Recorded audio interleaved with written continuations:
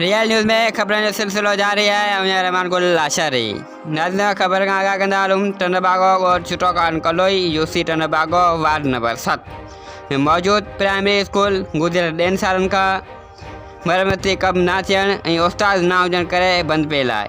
आसपास जे ॻोठनि जा ॿार तइलीम जहिड़े ज़ेवर खां महरूम बणियल आहिनि। सिंध हुकूमत जे चूंडियल नुमाइंदनि ऐं तइलीमी वज़ीर खे अपील कजे थी त खुदारा हिननि मासूम ॿारनि जो मुस्तक़बिल तबाह थियण खां बचायो वञे। ॾिसंदा रहो real news, social media network, अवाम जो आवाज़।